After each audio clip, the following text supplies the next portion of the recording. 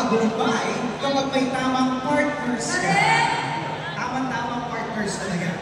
Parang ang daming kakulab para sigurado masaya ang gabi natin. Lalo na ang magbigay sa akin ng branding cars!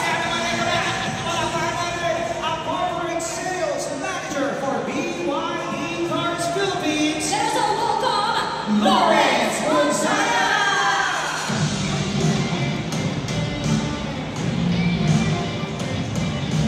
Good evening po! Wow! Daming tao. Alam mo, kinakabahan ako.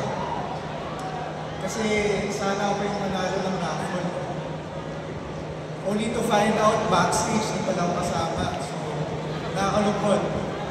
But, makakamove to grab, nakakatawa at ganito pala kayo masulit. No? So, papakilala lang po ako. My name is Lawrence Gonzaga.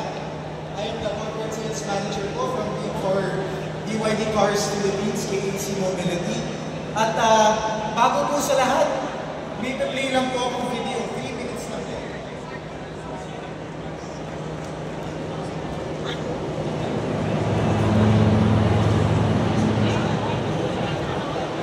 Si BYD, nagsimula po siya noong 1995. 30 years old pa lang po si BYD. And in fact, pag sinabi natin BYD, iniisip po natin mga kotse, di ba? Pero, sa ibang bansa, si BYD ay nagbebenta na rin po ng commercial vehicles, rail transit, batteries, pati electronics. So, ibig sabihin po niya na napakalawak po talaga ng negosyo ng BYD. Next slide, please.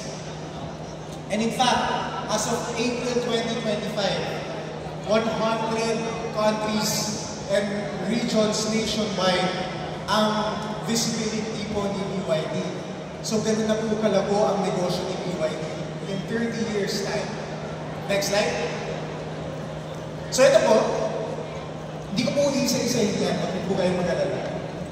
Ibig sabihin lang po niya na lahat ng nakikita niyo sa kotse, lahat ng pyesa na nakikita niyo sa bawat BYD ay gawa po ni BYD. Except po yung gulong, pati yung salamin. So this tells you po kung gaano ka vertically integrated yung supply chain ni BYD. Next slide. Diba may history yan? So, 1995, BYD started off as a battery manufacturer company. Sino po dito yung mga naka-Nokia at Motorola dati? Marami. Okay, alam niyo ba, yung mga cellphone nyo dati, baterya po nun gawa ni BYD.